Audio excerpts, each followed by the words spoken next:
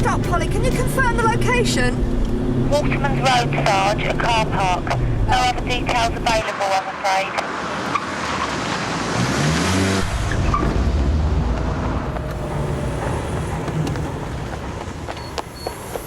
Through there, it's my sister. Right.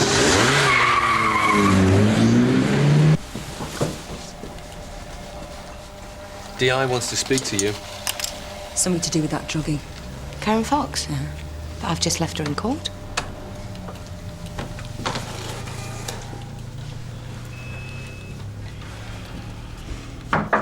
Yep. How'd it go? Good. Karen Fox did the business. Should have enough to put Phil James away. Good. Just had a drug squad DS on the phone singing your praises for persuading her to talk. Looks like your flavour of the month. No one saw a thing. So who called the ambulance? Mr. Fox? Sorry. The car that hit your sister, can you give us a description? It was a blue Montego. Uh-huh. You didn't by any chance get the registration? No, it came too fast. It hit her before I'd even realised. And then what happened? He just drove off, yeah? Yeah, What about the driver? I didn't see. What, did anybody else? Were there any other witnesses? There was a guy, he phoned the ambulance. He must have seen more than me. The car was heading towards him. All right, is he still here? No. He made the call on his mobile and then... I was with Karen. I turned round to ask him for his help, but he'd already gone. He must have seen the driver, though. But the car was heading towards the exit, yeah? Yeah, but it stopped. I thought it was going to reverse back over her. You know, deliberately. Can I get this clear? You're saying this was deliberate? Yeah. We'd just come back from court. Karen was a witness in the trial of a drugs dealer, Phil James. She'd been threatened. They told her that if she gave evidence, her life wouldn't be worth living. Did she report this? Your CID knows all about it. Ask WDC Rotten.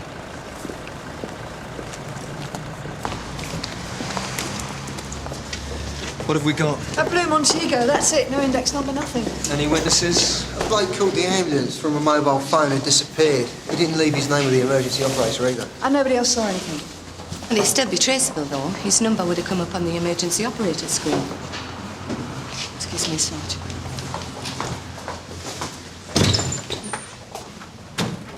I told her not to get involved. When people like McKenna warn you off, you take notice. Karen did what she thought was right. She did what you told her to do. She knew the risks, Mark. Oh, come on. We both know you'd do anything to get evidence. And without Karen, you had nothing. If you hadn't persuaded her to grass, she wouldn't be in there right now fighting for her life. Karen had her own reasons for informing. Phil James was flooding the streets with badly cut smut. So what are you saying? Karen grassed because she suddenly felt socially responsible? She's a junkie, for God's sake. Mark, your sister made a statement because she wanted to. She even verified it in court. Now, I didn't force her to stand in the witness box. That was her choice. What's going on? But you promised you'd be taken care of. No. She wanted protection. But you said there was no need. I was there when you said it. That's not how it was, Mark. You promised her. You said if she gave evidence, she'd be okay. Well, that was just so she'd play ball, wasn't it? As soon as you had her statement, you just dumped her. Susie, did you get that mobile number? Yeah, I did. And I checked with the phone company, and it belongs to Tony Mays. Oh, great. I have already tried it. Switched off. Did the phone company have a billing address for him? Yeah, unfortunately, it's in Liverpool. I don't understand why he was in such a hurry to leave the scene. Probably doesn't fancy being the next witness to get run over. Liz, have a word. I just had Mark Fox on the phone. Sierra Oscar from 218, urgent message. Go ahead, George.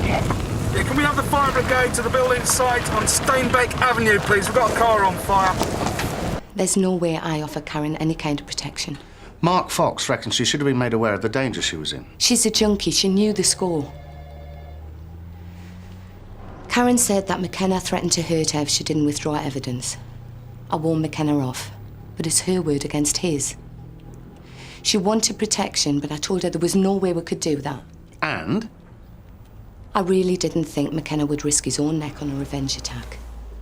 Anyway, the point is, Karen knew that there was no protection available. All the more reason not to give her a load of flannel. If she'd taken that threat seriously, maybe she'd have kept her head down. Yeah, maybe she would have kept the evidence to herself too. What, the one used in the attack? No, there's no index number. You all right? 1 minute, it's a pat on the back. Next, it's a kick in the teeth. Yeah, I know it. Thanks a lot, Paul. Looks like uniform have found the Montego.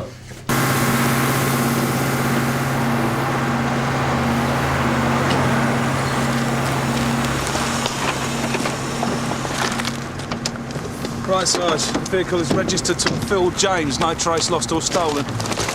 That's a clear warning to anyone else thinking of grassing. Leaves no doubt as to who hit Karen. Trouble is proving it, though. We're going to need that witness. What's this car doing here, anyway? This is miles from McKenna's patch. His girlfriend's got a place on Station Road. It's walking distance, isn't it? About 5 or 10 minutes. Come on, then. Have Liverpool police come up with an address for this witness, Tony Mays? Yeah, unfortunately, it's only a mailing address. This is the only Tony Mays they've got on record. Of course, there may be more than one Tony Mays in Liverpool. But if this is our man, it'd explain why he didn't hang around after calling the ambulance. He's wanted for a series of credit card frauds. Mr. McKenna? I'm WDC Boulton. Yeah, I've already the pleasure. This is Detective Sergeant Boulton. Nice to meet you.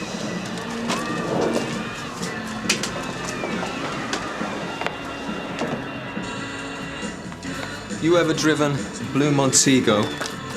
Registration number F131Y. Oh, I see why. Yeah, it's Phil James's. Why, what's wrong with it? Hasn't he paid his road tax? Have you ever driven this car? Regularly. I had it today as it happens. I drove it to court. Where is it now? Still in the car park. Why, does it get nicked? How did you get here, then? I got a taxi. After court, went to the pub, the Beckworth Arms. I ended up over the limit, so I left the car where it was. Me and Julie got here about 12, quarter past. Where's Julie now? She's working at Terry's. It's a nightclub in Bream Road. Are you going to tell me what this is all about? Do you remember Karen Fox? She's got a face I don't think I'll ever forget. You're losing your judgment, McKenna. Using your boss's car for a hit and run in broad daylight. You try to stitch me up? I think you're doing all right by yourself. Look, you think I've done something to arrest me? Let's see what you've got. Yeah, I thought so. Nothing. I should have tried to organise protection for Karen Fox, shouldn't I? If you're worried about a brother making a complaint, he's never going to make it stick. That's not the point.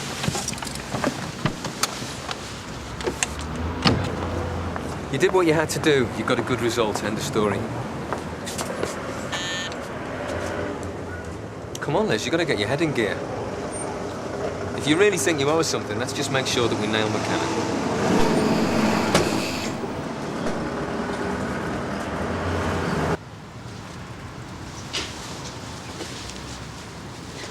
Hello, Julie.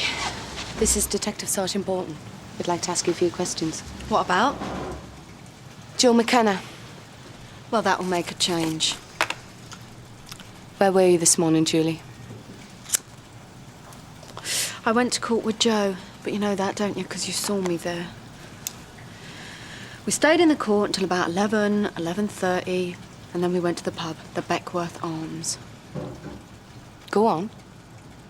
Joe's upset over what was happening to Phil James. He ended up having too much to drink, and we got a taxi back to my place. Do you know Karen Fox? Yeah, I know of her. She was the victim of a hit and run this morning. McKenna didn't tell you that, did he? What did he say he wanted the alibi for? Some other bit of business? Joe wouldn't attack a woman. Oh, really? Listen, we went to the pub, we got a taxi home for about 11:30, and I came to work. That's it. Julie. That's what happened, all right? McKenna spun her a yarn. Yeah, but she's not going to grass on him, though, is she? I don't know, with a bit of persuasion. Didn't seem like the perfect love match to me. Sarge, Liverpool CID fax this through. It's Tony Mays. Oh, he's wanted for credit card fraud. No wonder he didn't volunteer himself as a witness. So, what's this then? Security video of the incident yesterday at the National Equity Bank. The credit cards are stolen. And Mays leaves when the cashier starts asking awkward questions. So what's he doing down here? Did he check all his details, Susie? Yeah. Well, there's no list of known associates on this. So if he's on the run, maybe he knows someone locally. You know, somewhere he can keep his head down. Hey, our Tony Mays. Known associates. Do any of these ring any bells? George Vine? Yeah, but he's still in the nick, isn't he? No, he got out. He works in a pub on Jamaica Lane.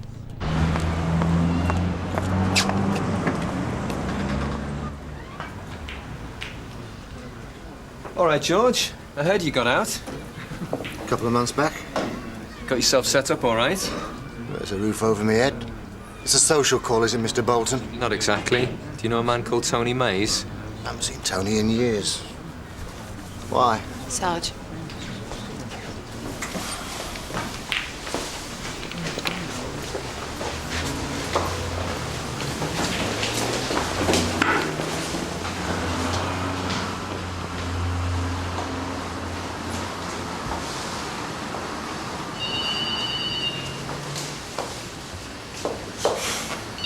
Tony Mays.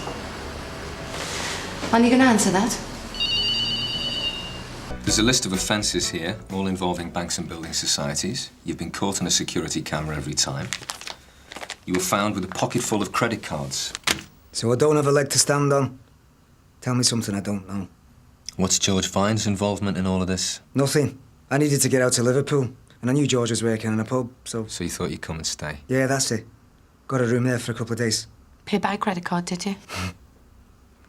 You won't be able to tie George into this. Why not? You've worked together before. This was my business, nothing to do with George. Look, let's put our cards on the table, OK? Now I'm looking at going down for a long time. And I know you want information on other matters. Like what?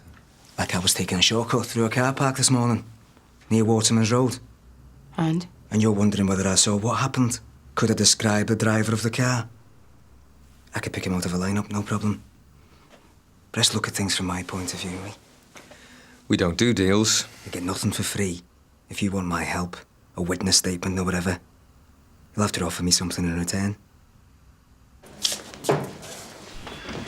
Sarge, you made an arrest? Mays has put his hands up. We should be able to tie George Vine into it and all. Good. I didn't think that was the priority. I thought McKenna would... Mays isn't playing ball, though, is he? Well, how about we see if we can have some of the offences taken into consideration? Forget it, Liz. You're going to have to find another route. Jim, you and me, let's go and have a chat with George Vine.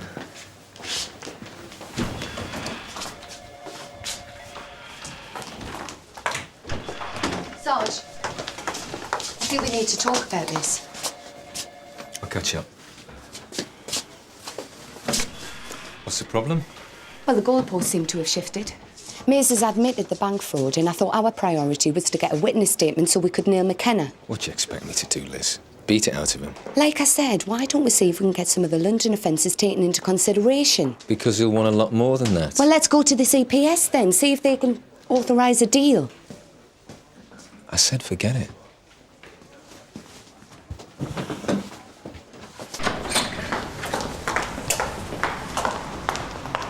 Sarge,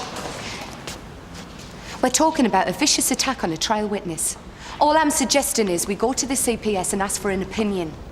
Listen, Mays is a big catch. He's wanted nationwide. I don't want to jeopardise that. I don't want the charges reduced. I want all I can get out of this, OK? So brownie points are more important than nailing a violent man. Well, you said it, Sarge. What's at stake here isn't whether or not McKenna walks. It's about what you can get out the Mays result. I know what your problem is, Liz. You're feeling guilty because of what happened to Karen Fox. I'm trying to do my job. And I think someone with a bit more objectivity might get a better result.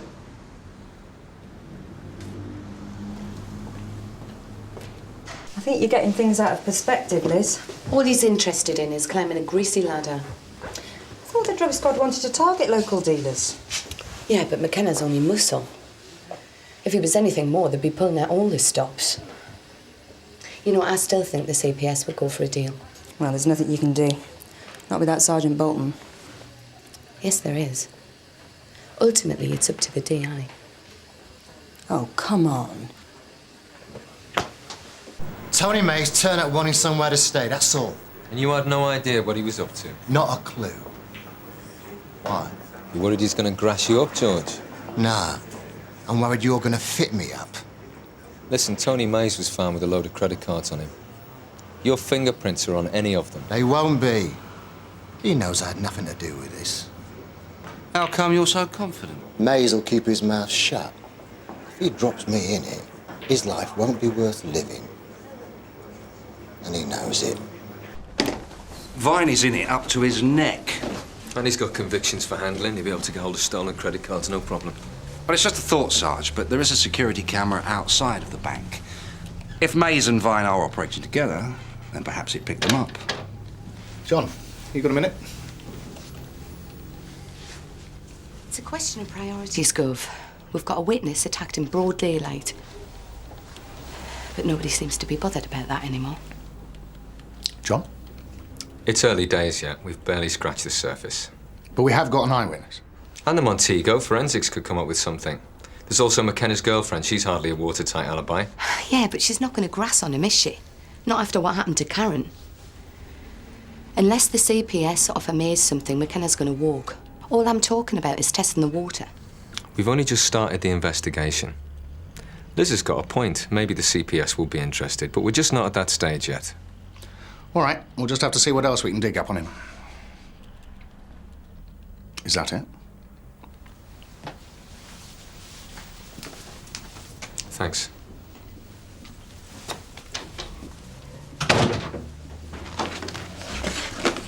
You don't do that.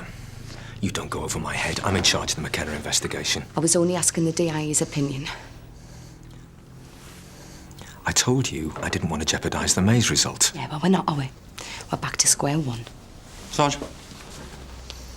Like I said, you're going to have to find other ways of getting evidence. Now go and have another word with McKenna's girlfriend and take Susie with you. Sarge, there is no way. Then lean on her. It's your forte, isn't it? Persuading reluctant witnesses to grass. If I'd had Sergeant Boulton's support, the DI would have gone with it. Forget it, Liz. It's not worth the grief. We've got Mays, a key witness, banned up, and here we are on a fishing expedition. Now, this is taken from a security camera across the street. And there's Tony Mays. Come on, turn round. George Vine. Got him. What do you want me to say? That I saw Joe McKenna mow some woman down? Well, I didn't. Look, if you've got any information on the attack... Oh, come on. Julie, when I saw you a few weeks ago... That was an accident, I told you. He beats you up. It's common knowledge. I didn't think you were the type of person who kept going back for more. Yeah, well, Joe's not exactly the kind of man who's easy to walk away from. Anyhow, you can't honestly expect me to grass on him. Not after what happened to Karen Fox. Yeah, well, if I was in your shoes, I'd think twice about it. You're in an awkward position, aren't you? Oh, yeah? Why's that? Having information that could have him sent down. Well, it makes you vulnerable, doesn't it? So what happened after you left the court? It's either off the record or not at all.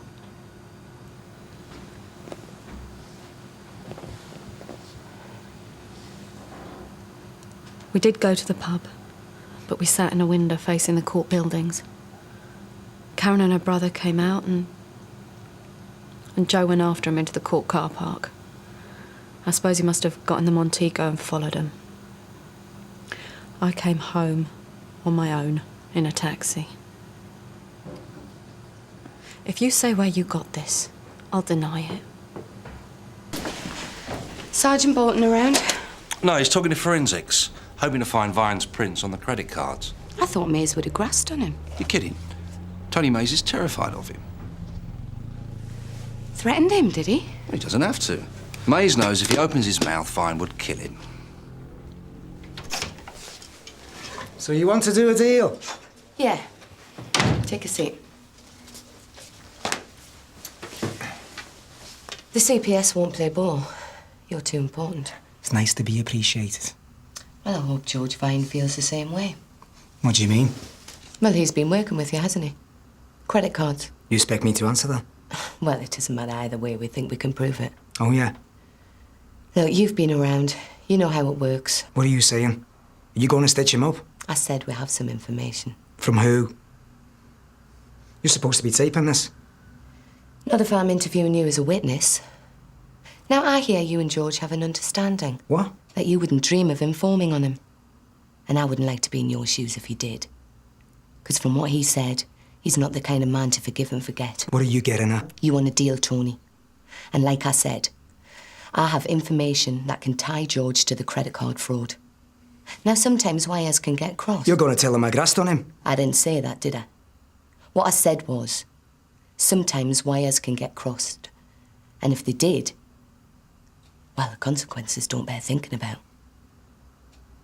Now, you witnessed an attack on a young woman this morning, and I want a witness statement.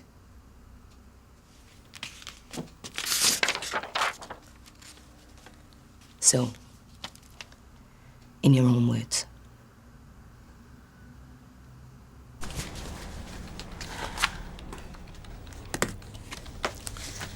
What's this? It's a witness statement from Mays about the attack on Karen Fox. It's an excellent description of McKenna. He even got a partial index of the Montego. I told you not to go behind my back. I said no deals. I didn't even mention the credit card fraud. I asked him for a statement and he agreed. No way. All I did was talk to him. I didn't think there was anything wrong in that. So this is by the book. You didn't lean on him. You didn't threaten him. Like you said, Sarge. That's my forte, getting reluctant witnesses to grass. I told him the CPS wasn't interested, and I asked him again for a statement. Well, you better hope he sticks to it. Because if he doesn't, your feet won't touch the ground. You've got nothing. What did you do? Find some tame snout with a grudge against me? Come on. You write a witness statement, he signs it. Do you think he's going to have the bottle to stand up against me in court? This witness isn't going to be quite so easy to get at. Giving him protection, have you? Yeah, you could say that.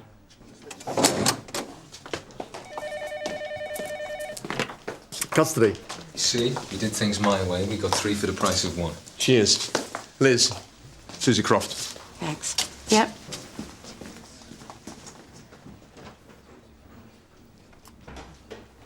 Right. Thanks. Susie phoned the hospital. Karen Fox didn't make it. I'm sorry. Yeah, well, like you said, 3 for the price of 1. At least we got a result.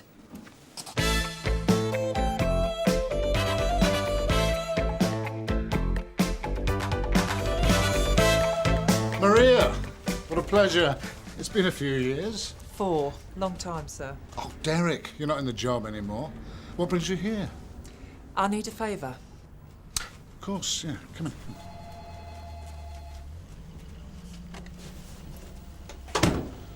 Right, what can I do for you? You remember I left the job to look after my mum? Yes, we were sorry to see you go. Good sergeants are hard to come by. Oh, thank you, sir. Certainly wasn't through choice. She was getting a bit confused and I couldn't face putting her in a home. No. The thing is that last week we were burgled. It's been a bit of a shock. What happened? Well, it was while I was out shopping. Someone got in pretending to be from the council. Started going through the drawers. Mum said something. He turned nasty. I'm sorry. I know it's a bit irregular, sir, but I've come along today to see if I can find out what's going on in the investigation. You do start to feel isolated. Who was the officer dealing? Jim Carver. Well, I'll have a word with him. Thank you. Right, well, I better get back. I've left Mum with a carer. I'll give you a lift. Hello, June. Sarge! How are you? Oh, well, you're the sergeant now. Oh, well, thankfully not for sea relief. I'd be a pushover compared to you.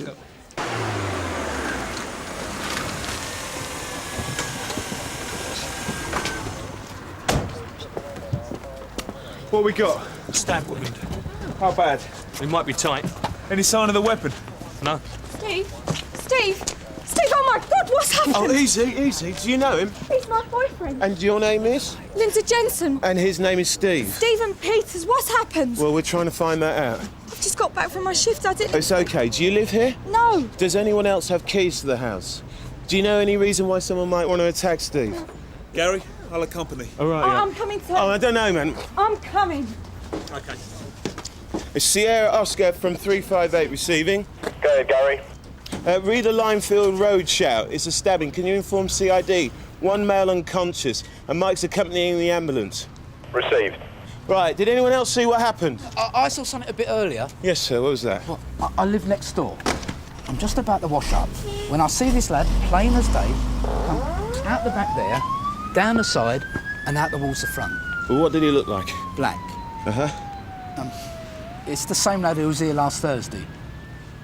One of your boys came to speak to him then. Well, the police were called? Yeah. Yeah, what time? Evening. Excuse me. It's Sierra Oscar from 358 receiving. Go ahead.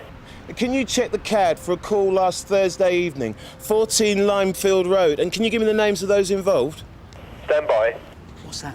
We're trying to find out, sir. Has he been stabbed? I mean, is he going to die? Sir, if you care to step into your house, somebody will be along to talk to you in a bit. Thank you. Read that incident. Dave and Tony dealt with that. Suspect was a Sammy Olonga. Thanks. Linda Jensen. How is he? He's in surgery. He's quite weak. Oh, God. I should be able to tell you more later. Thanks, Doc. Linda, do you know anyone who might want to hurt Stephen? Someone he might have fallen out with recently?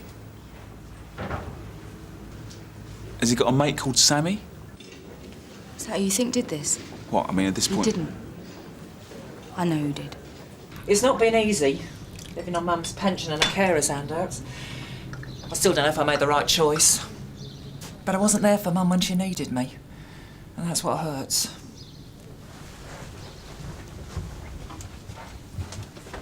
Mum? Mum, I bought you a cuppa. Look, I'm putting it here. Come on. Come on, you're going to have something. Mum, there's someone here to see us. Do you remember I told you about Mr. Conway? The Chief Inspector from Sun Hill? He's going to help you get your ring back, Mum. Aren't you, sir?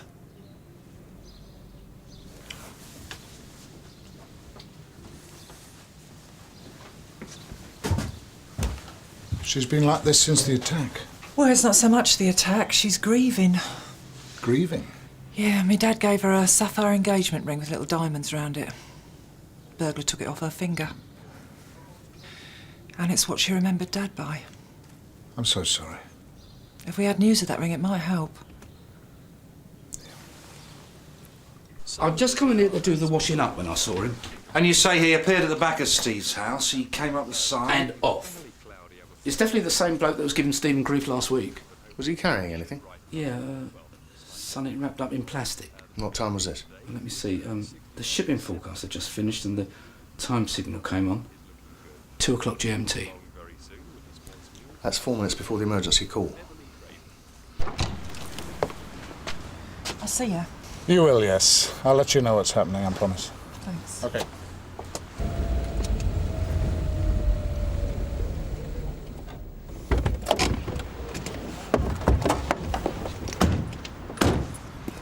Mr. Olonga, Sammy Olonga. Yeah. I'm Detective Inspector Deakin. This is Detective Constable Carver from Sun Hill. Mm-hmm. Could you stop that for a moment, please? What have you been doing today? Sparks, brake cables and chain. You been anywhere else? Stephen Peters? No. You don't want to think about that? You've been to Stephen Peters' place today? No, I just said. You're lying. No, I'm not. I've got other things to do. All right, Mr. Olonga, you can answer the questions down at the station. You're nicked. Assault? You must be joking. There's no joke, Sammy. Someone left him lying in a pool of blood. We're this close to a murder investigation. Just because I've got a previous for a fray. You're not sticking an assault on me. Last week, officers from Sun Hill were called to an argument at his house between you and Peters. Would you like to explain why you told us that you didn't know him? I ain't admitting nothing. You were arguing with him. He ripped me off, man. Ripped you off how? He sold me that motorbike. And? And when he sold it to me, he promised it was kosher. So? So I was pulled over by the traffic police. They checked it over. The tax discs are photocopy, the MOTs are fake, and I can't prove Stephen Peters flogged it to me because I paid cash for it. That's why I went to see him. I wanted to get my money back. And he wouldn't give it to you? No. So you went round there today to get a bit of revenge, right? I'm the victim here. You were seen running from Peter's house at 2 o'clock this afternoon with something wrapped up in a plastic bag. What was in the plastic bag? I don't know what you're talking about. I ain't saying any more. So how long are we going to keep him in? As long as it takes to set up an ID parade. Oh, there you are, sir. I've got Linda Jansen at front desk, Steve Peters' girlfriend. She's got some info about the stabbing, but she'll only speak to a senior officer. Right. Jim, quick word, please. I'll catch up, Gov. Yes, sir? You're investigating the Mrs. Gaynor burglary, aren't you, Bramwell Road? Yes, sir, that's correct. How far's it gone? Well, sir, the MO's the same as 2 other burglaries from old people. He calls in making notice from the council, then he robs them. Now, the level of violence in Mrs. Gaynor's case is something new. She was in quite a state. She couldn't give me a description of the burglar. Until there's some more leads and the case is on hold. Well, if you hear anything, let me know, will you? Of course, sir. I like to think we can look after our own.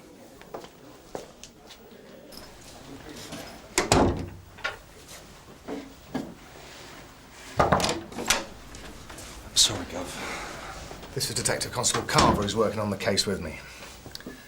Now, you say you know who stabbed Stephen Peters. Gary Farmer. Who's he? Steve's known him since school. He works at the go-kart track on Gosport Street. So, are you going to pick him up or what? Why do you think it was him? Gary's got an orange Ford Escort, right? So? I saw it parked outside Steve's earlier today. What time was this? About 2. You sure it was 2 o'clock? Yeah. It's about the time of the assault. Why didn't you mention this earlier? I wasn't thinking straight. And you're thinking straight now? Yes. Why? When you arrived at Steve's place this afternoon at 2:15, you told PC McCann that you'd come straight from work, so how could you have seen the car at 2 o'clock? Look, I know Gary did it. If he did, lying to me isn't going to help us catch him. Come on, Jim, this is a waste of time. All right, wait a minute. I'll tell you what's really going on. OK.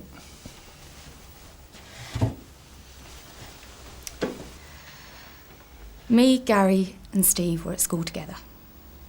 Even then, Gary made Steve's life miserable. He was a bully. But it didn't stop at school. Gary kept in contact, giving Steve a hard time. I was at college, but... Where's this taking us?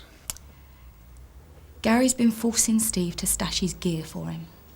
Car stereos, stuff like that. The thing is, I've told Steve, he stops doing anything, even slightly iffy, or we don't get married. And he will. He's setting up his own business as a mechanic. All legal and above board. And? The other day, Gary brought some gear around from a robbery he'd done. This wasn't just stereos. These were personal things, from a house. Steve didn't want to take it. Gary went mad, threatening to do him in. Steve took it because he was terrified, but Gary was still angry with him. And now Steve's been stabbed. Why should we believe you? I only lied to you before to keep Steve out of trouble. Look, I could describe the stuff Gary's nicked. I found it in Steve's room. Necklaces, bracelets, and there was this diamond ring. A ring? What was it like? Really flash. Gold, with a big sapphire, and diamonds round the outside. I asked Steve where it came from. That's when he told me about him and Gary. I was really upset. It would have made a lovely engagement ring. Maria, I got your message. What happened? She got worse. GP said she'd better come in. What did the doctor here say? That she was badly dehydrated and he said there were complications. I saw enough of this on the job. I'm not hopeful. She's not that bad. She just wants to give up. Maria, we are making progress tracking down this thief. Perhaps that'll lift her, eh? I think she's past caring.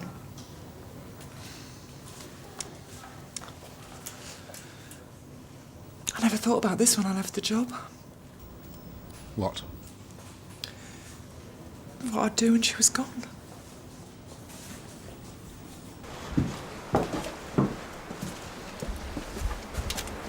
Barbara, Sir, what you found? looks like this is where the attacker got in. Window's been levered from the outside. Prints all over it. Did you find anything else? Well, like what? Jewellery. I wasn't looking, but no. It's all right if Jim and I have a look upstairs. Go ahead.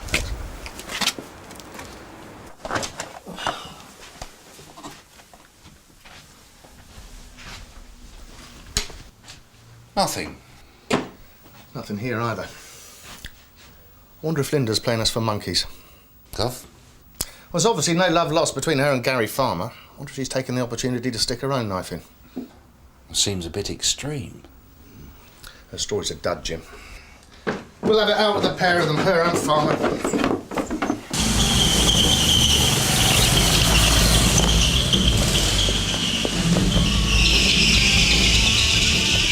Mr. Farmer? Yeah? I'm Detective Inspector Deakin. This is Detective Constable Carver from Sun Hill.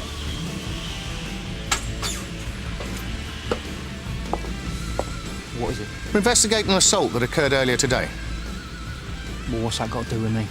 Do you know Stephen Peters? I went to school with him. When did you last see him?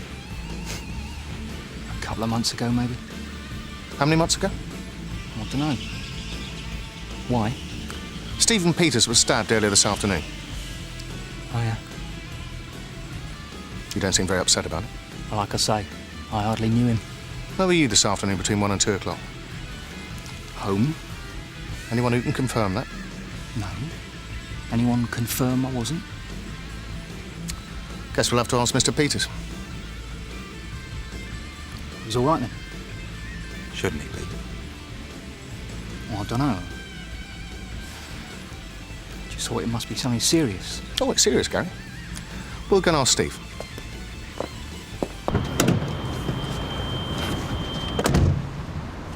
Did you see him when he heard that Peters was all right? Didn't seem too pleased, did he? Yeah. Maybe Linda's right. I wonder. What? I wonder how Sammy's involved. Well, maybe him and Farmer were in on the assault together.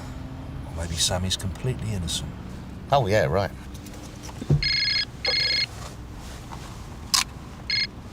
Deacon? All right, Bob, thanks.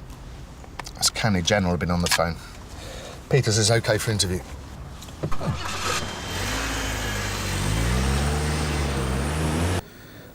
Nothing. I don't remember a thing. Well, let's go through it step by step. Where were you this morning? Steve. I can't remember. It's true. I'm sorry. If I could help you, I would. Please, leave me alone, will ya? Come on, then. Nothing more we can do. Where are you going? Why haven't you nicked Gary? I told you the truth about that jewellery. Go to Steve's house, you'll see. We did go to the house. There was no jewellery, Linda. I don't know what's going on, but I want the truth. It was true. You believe me, don't you? What, you think I'm lying too? Oh, come on, Jim. Hang on. Suppose I reason with Steve and he talks. You'll go on with the investigation, won't you? I'm not waiting long. I'll make him see sense. That was a bit hard, wasn't it, Garf? Shock tactics, Jim. Let's see if it gets a result before we make an adjustment. Jim? What's the latest on the Gaynor case? We're waiting for something now, sir. What brings you here? Mrs. Gaynor, she's got worse, a lot worse. We are going to get this guy, aren't we, Jim? Yes, sir. Peters has got to tell us what happened before someone else ends up in hospital. If Farmer is the attacker, he's starting to enjoy hurting people. Well? He's too frightened of Gary. He won't talk to you. But it was Gary, like I said. Really? Gary and Steve met at the Bear's Head this morning. Gary had lined up a fence for the gear. They had a few drinks and then went back to Steve's to pick it up. It was all ready for him in a plastic bag in the living room. They got in. It was gone. What do you mean it was gone? Steve reckoned he must have been burgled. Burgled? Gary went ballistic. He thought Steve had tried to sell it on himself. Then he pulled a knife. But you say that Steve won't talk to us. No. And how do we know that what you're telling us is true? There is one way, Garth. We've got the answer tucked up in a cell at Sun Hill. You broke into Stephen's home to get revenge for being ripped off. I told you, I wasn't there. And you took the jewellery. Yeah. I bet you couldn't believe your eyes when you looked inside that bag in the middle of the living room. All that jewellery. It was you, wasn't it?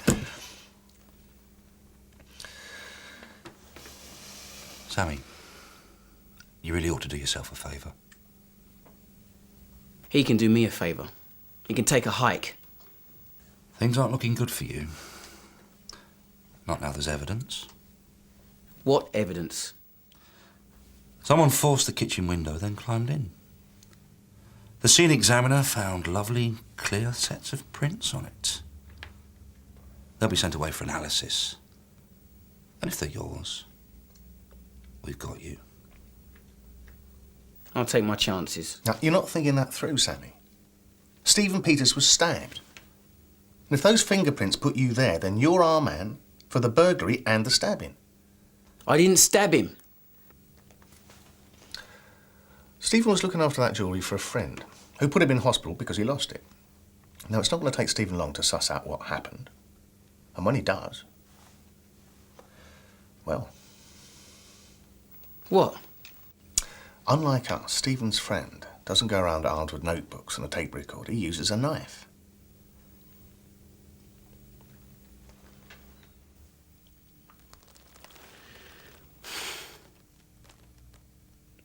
All right, I did it. I went round to Stephen's house and waited until he left. Then I broke in. But I didn't stab him. I saw the bag on the table, so I lifted it. Then I heard the front door go, so I legged it. That's what happened. I swear on 100 Bibles. OK. Where's the stuff now? At my place. You seen these before, Mr. Peters? No. Steve, please don't be so stupid. Stupid? Do you want me to end up in the morgue? I'd listen to Linda if I were you, Mr. Peters. I've got a statement saying that these items were taken from your premises. How'd you get them? I can't tell you. I understand that, Mr. Peters. You're frightened that if you incriminate the person who gave them to you, he'll attack you again. Just like when you were looking after them for him this time. Did you touch It's for your own good. You know you've got to get away from Gary. No, I've tried. This is your chance to get away. It's not just for you, Stephen. What? The old woman who Gary stole this jewellery from is in a bed up the way. He's getting out of control, look. We wouldn't ask you to do this if we didn't think there was a good chance he might kill someone. So please, help us. I don't want this. I'd think again, Steve. I have to present the CPS with evidence that jewellery taken in a violent burglary was found in your house. If this goes to trial, well, the jury wouldn't know that it was Gary's, would they? Because you wouldn't be willing to tell them. That's not fair. You know he didn't do it. Leave him alone. Take it easy. One last question, Mr. Peters, about Samuel Longer. Lynn, can you get me some water? Steve? Just get me a glass of water or something, will you? Come on.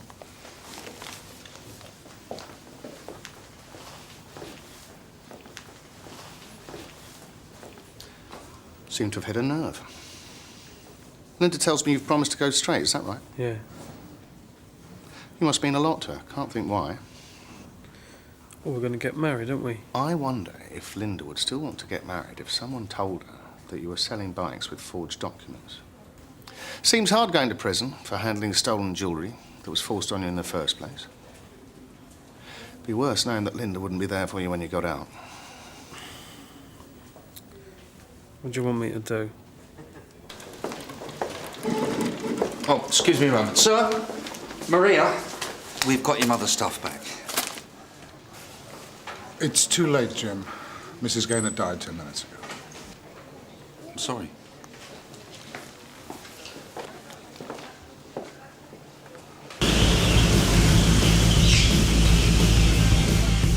Gary Farmer, I'm arresting you for assault. You do not have to say anything, but it may harm you.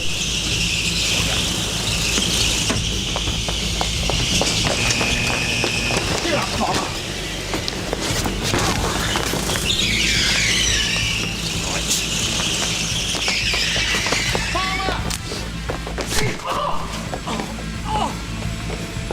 Gary Farmer, I'm arresting you for assault. You do not have to say anything, but it may harm your defence if you do not mention when questioned something you later rely on in court. Anything you do say may be given in evidence. Sir, we've just brought him in. The man who stole Mrs. Gaynor's jewellery. Right, I'll tell Maria you've got him. For what it's worth. Jim? Well, sir, the CPS probably won't prosecute Peters or Sammy. And all that Farmer's likely to get is a couple of years for the burglary and a few more for the assault.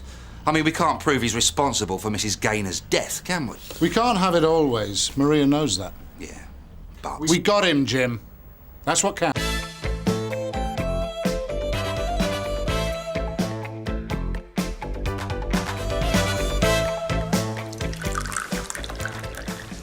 Thanks. You see that one there? Well, the £500. That was the first payment on the 16th. And you see that one there? She drew out another £500 on the 20th. That's £1,000 in cash. All right, let's just go through this again. You say that your mother has given this reverend fella 2 lots of £500 to contact your father, who's been dead for 5 years. That's right. Winnie, go and see what she wants. Okay. That's my mother. She's living with us now.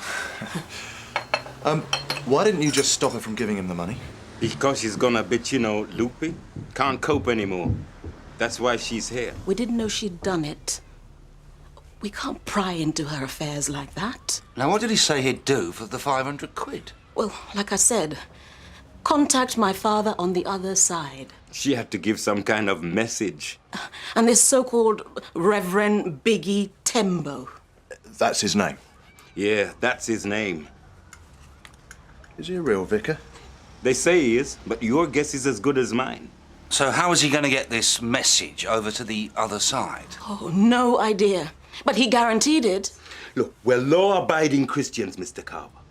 But when things like this start to happen to poor old women like Edna, well, it makes me feel like I want to go down there and kick this Biggie Tembo's ass. She spent $500 on getting in touch with my father and another $500 on my grandmother. Can we speak to your mother? I'd rather you didn't. She's got in this habit of spouting all this religious stuff. Even we can't make sense of it sometimes. And what's her surname? Peg. Edna Peg. All we want is that this man is stopped from promising these things to vulnerable old women like Edna and taking her money. If you can get her money back, even better still. Huh? We'll go and have a word with this, now what's his name again? Reverend Biggie Tembo. Place is deserted. Maybe he's out delivering messages or something. Excuse me. I'm DC Skates. This is DC Carver, Sunhill. Do you know anything about this place? No, I don't deliver here. It's always been boarded up. You don't know who owns it, do you? Yeah, a black geezer, a vicar or something. I don't suppose you know where we could find him, do you? The vicar? Yeah, he runs that minicab place opposite the bookies on Barley Street. Minicabs? Yeah, the Holy Rollers.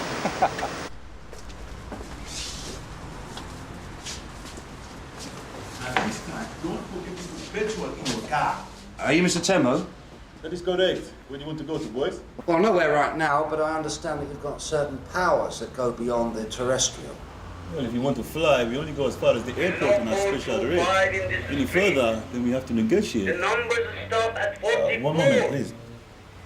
Are you dumb or something? It is not 425. It is 45. 45. How many times do I have to tell you? It's the house on the corner. The corner. You know what a corner looks like, don't you? Okay. I'll have a look. How am I expected to earn a living with mules like that? It's the last time I hire a Bosnian. As I was saying, we only go as far as the airport. What did you have in mind? How about delivering a message to someone on the other side? We understand you're good at contacting the departed in the next world. Who told you that? A very satisfied customer. Ah, you are talking about my celestial service. That is a different matter. A very serious matter. Sure, no problem. Come into my office.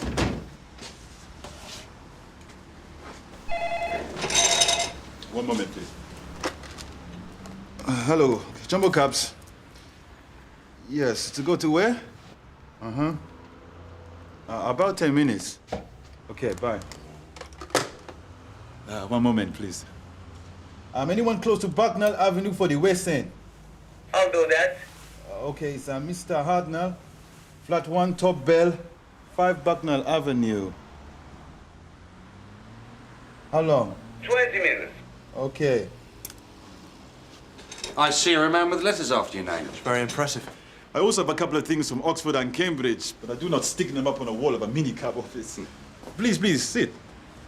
Well, if you're a vicar, what are you doing here? Well, it's my personal sacrifice. My small cross to bear. My Via Dolorosa. Till I have enough money to fix the roof of my church in Eaton Street. So, what can I do for you? Well, we understand that for a fee you claim that you can contact the dead, is that right? That is correct. Do you believe in life after death, Mr. Carver? Do you believe that when you die, there's another life in heaven after this one? Yeah, I suppose so, yeah. That is all I needed to know. So many grieving people come to me after their loved ones have been suddenly and tragically taken away. People have left things unsaid, questions unasked, words of goodbye missed. So a lot of people come to you, do they? Yes, lots. Personal recommendations. I don't need to advertise. What can I do for you? I'd like to know how much it is first. One moment, please. Double cabs, good morning. Yes, madam, I already told you. The cab will be there in 15 minutes. No need to use that kind of language, madam. You'll be ringing your doorbell in 10 seconds. The same to you, madam. Boss, where this Wilfrid Road place? What are you doing here? I just told the woman you'll be ringing the doorbell in 10 seconds. Where this place? You know the cinema? Yeah, boss. Behind the cinema. Okay, number 10. Number 12, you moron, 12.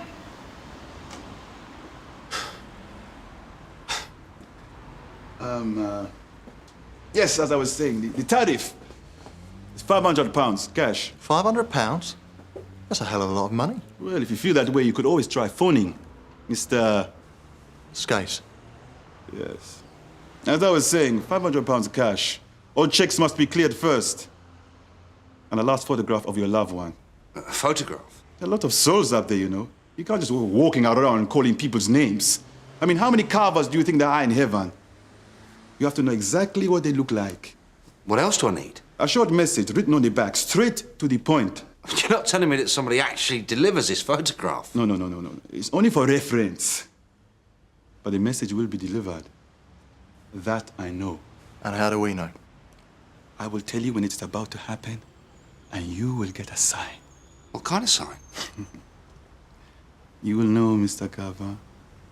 You will know if you believe. It might be a material sign, it just might be a feeling, but you will know that contact has been made. He that believeth in him is not condemned. John 3:18. What a load of old cobblers. Why are ye fearful, O ye of little faith? Matthew 8:26. Well, how can you guarantee that this message actually gets delivered? I have a special team of messengers, wonderfully generous people who have not long left in this troubled world of ours. Yeah, like some of your drivers by the sound of it. Are you talking about people who are dying? Who better? They commit the photograph and the message to memory. And when they arrive, they seek out the recipient and deliver the message. As simple as that. What, don't they have a newspaper they can advertise in? If you have come to mock and ridicule me, Mr. Skis, I suggest you try and find another service. All right. I'm Detective Constable Carver. This is Detective Constable Skase, Sunhill. I knew the very moment that you walked in here that you were not sergeants. I have a couple of clients who are policemen. One of them is an inspector. We're investigating a complaint from a family of a woman who's parted with £1,000. From the family, not from the woman. Why has the woman not come forward and complained? Why hasn't she gone down to the police station to condemn me? Listen, you are screwing people out of a lot of money. We think you're deceiving them, Reverend. You do not understand, do you? I'm helping people. I am helping people get in contact with their loved ones. They need to do it. I believe it, they believe it. Now, what is wrong with that? Well, it's called obtaining money by deception. You're selling them something which you can't prove. Their faith in God proves it. Is that not enough? Reverend Tembo, I'm arresting you for obtaining money by deception. You do not have to say anything, Carver. but it may harm your defence if you do not mention would not treat when the questioned Archbishop of something Canterbury which like you this. later rely on in court. Anything you say may be given in evidence. This has all come to nothing, believe you me. OK, Reverend, you can keep this. And he shall set the sheep on his right, but the goats on his left. All right. Naked, and he clothed me. I was sick, and he visited me. In prison, and he came unto me. Matthew 25. Yeah, well, any visitors have to come through me. This is an evil thing you do, detective. And for this action against an innocent man, you will suffer the wrath of God. Believe you me.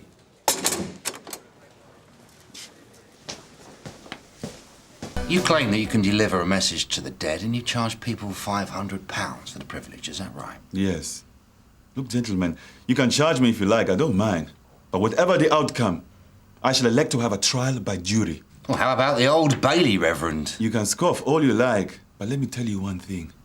In order for any jury to find me guilty, you, the both of you, and your best Metropolitan Police legal brains will have to prove beyond any doubt whatsoever that there is no life after death. That when you die, it is like switching a light off. One worldly experience is all we get. Even you yourself said you believed in life after death. This is not a theological debate, Reverend. This is a simple case of you obtaining money by deception. You know, some of the greatest minds in history have wrestled with this problem. But the big test, the great showdown, has landed in the lap of two detectives of Sun Hill Police Station. No life after death, huh? Well, how's about that? Quite a tall order, wouldn't you say? We've cracked worse cases. Meanwhile, back in the feet firmly placed on the ground department, we would like to ask you some questions, if that's all right with you, Your Holiness. Sure, go ahead. Where from, Reverend? Africa. Nairobi, Kenya, to be exact. Been here long, have you? I have a British passport, if that is what you are getting at. Now, these messengers are people who are dying, is that right? Yes, terminal cases. Do you give them anything? I am a very generous man. I usually pay £100 for each message. Who are these messengers? They are people who are dying of AIDS, detective. Right now, I'm very close to a man who is quite close to the end. What's his name? I cannot tell you that. It is a confidence between me and him. The poor man is about to die. The last thing he wants is heavy-handed policemen rummaging around in his life and asking questions. Well, if you don't give us his name, then we're not going to believe you, and the judge and jury at your big trial are not going to believe you either. You do declare this service to the Inland Revenue, don't you? Yes, of course, as part of my general accounts. So how much money have you made by getting people to send messages to the dead? It's hard to say. I will have to check with my accountant. Well, go on, we'll have a stab at it. What is it?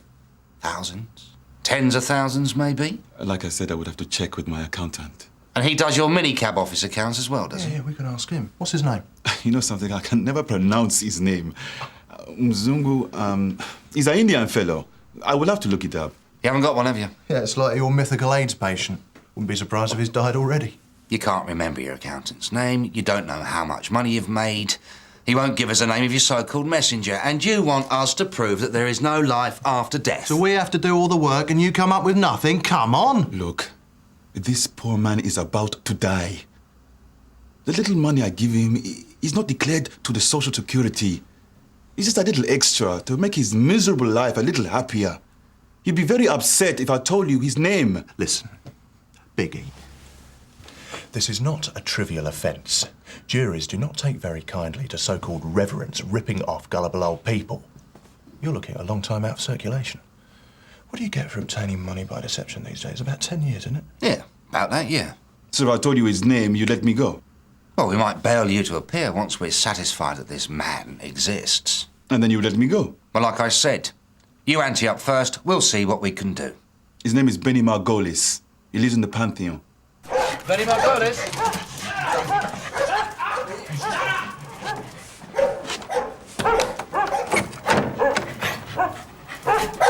All right, I've got the dog out. It's only me that can handle them.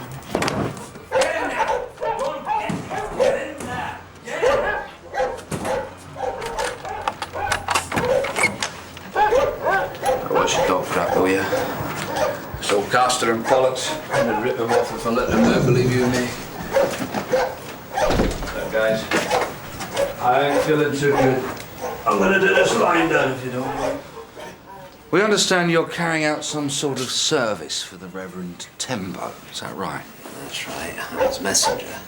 Celestial courier, so to speak. Yeah, trust Biggie to think that one up. So what exactly does he ask you to do? I've got AIDS, right? I'm a doper, so it comes as no big surprise. Right. Ideas. I'll memorize what these geezers look like, and the message on the back by heart. Like this one here. Luther Reeves. His wife says she loves him and misses him and thinks about him every September the 10th when she goes to the special place that only he and she know about. And she would like a sign from Luther on September the 10th. Yeah, she'll have to wait till next year now. There's Sylvester Pegg. His wife Edna loves him and misses him and would like a sign on... Yeah, would like a sign on December the 24th at 10 o'clock at night. Can I see him? See, guys, when I snuff it, I've got to look all these geezers up when I get to the other side and give them my messages. Well, ain't nothing wrong with that, is there? Come on, Benny, you've been around. You know what's going down. Reverend Tembo's ripping these people off. Ripping them off? Ripping them off? We're doing them a service, man. Where do you think I'm going?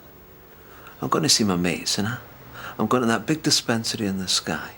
It's all free, all good quality gear. No scripts, no deals, as much as you want, forever and ever and ever and ever. Amen. Yeah, but you're not dead yet. Can't you see he's using you the same way as he's ripping those gullible people off? I mean, you guys know something I don't. You mean this hole is all I get? Even dead's gotta be better than this place.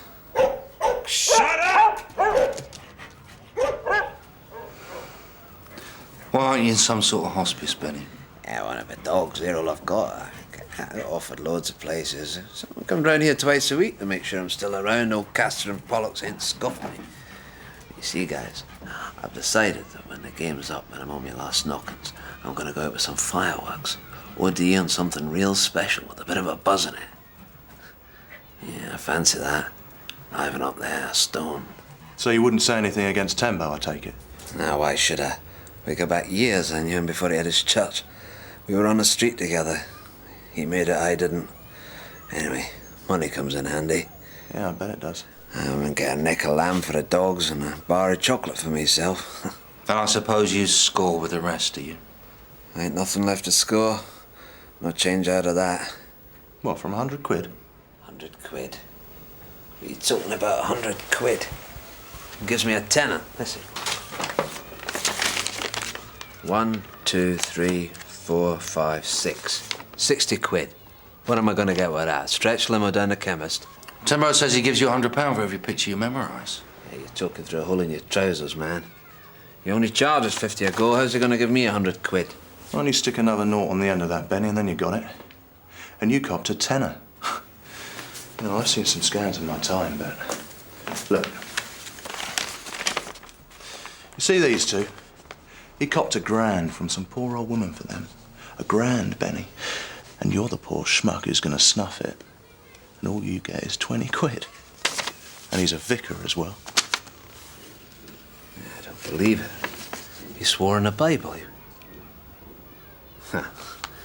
probably reckons I don't need it where I'm going. Come on, Benny, don't let him get away with this. It's probably our one big mistake. Besides, I've never grassed anybody up. I ain't got much time left. I ain't starting now. I want to arrive up there with a clean slate, man.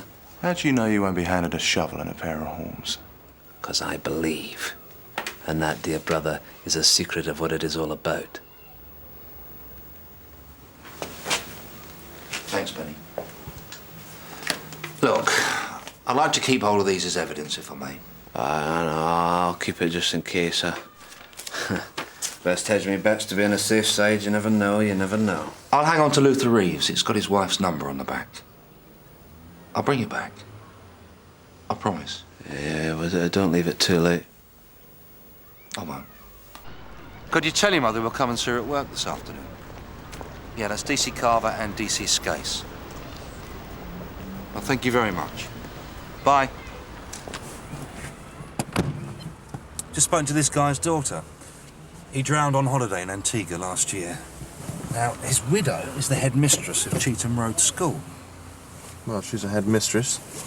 She won't put up with this scam, will she? We might just get a result. May I ask how you first met Reverend Tembo? Yes, he hired the school hall on a couple of occasions. His church roof was leaking, apparently. And how did you hear about his, service? Reverend Tembo was very kind when my husband died. He was happy to listen. I felt it was my fault, as if I'd let Luther down. The Reverend Tembo suggested I contact Luther. Well, we believe that he's just exploiting people's feelings. If he were to offer his services for nothing, then people wouldn't complain. But I'm not complaining, Mr. Skase. I haven't come to you. You've come to me. So Biggie Tembo told you to look out for a sign so that you'd know that the message had been delivered. You don't believe that? Yes, I do. I asked that the messenger should tell Luther to give me a sign on September the 10th. Well, I wouldn't hold your breath if I were you. I've had the sign, Mr. Skase. I went to the park where we met. I sat on the very seat where he proposed to me on September the 10th. And do you know what happened? Plague of locusts? Nothing like that. A fish fell in front of me. A fish? A small fish. It was quite dead. Well, anything could have dropped that. A seagull or something. The fish is the symbol of Christianity. What stronger sign could I ever want? Luther was a believer. I never shared his faith, which upset him, which is why I blamed myself for his death. I believe now. Yeah. Well, there is just one small problem. The fact is, the guy who was supposed to be delivering the message hasn't... Yes, sir. Thank you very much, Mrs. Reeves. You've been most helpful. I'm glad it worked for you. I'm very grateful to the Reverend Tembo. Yeah, but Mrs. Reeves... Come on, Ronnie.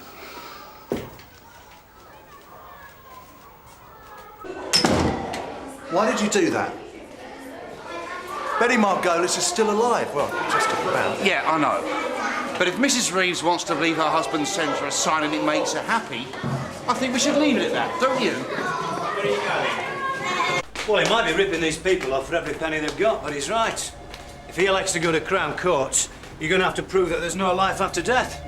And to be honest with you, I don't think that's a CPS's strong suit. Well, what about his minicab firm? Waste of time. Give him a stiff warning. Put the fear of God into him, fellas. OK, Reverend, you've been released without charge. Which doesn't mean we won't be keeping an eye on you. Any more complaints about you ripping people off and you'll be back inside so fast, you'll think we did it with mirrors. This is your property. Do you want to check it? No, it's OK. I trust you that it is all there. Right, sign there, please. We don't want to hear from any of your dissatisfied punters that you've screwed them, right? So no more of this, you'll get a sign crap. Got it? Faith, Mr. Skase, is to believe in what you do not yet see. And the reward for this faith is to see what you believe. St. Augustine. Can you call me a cab?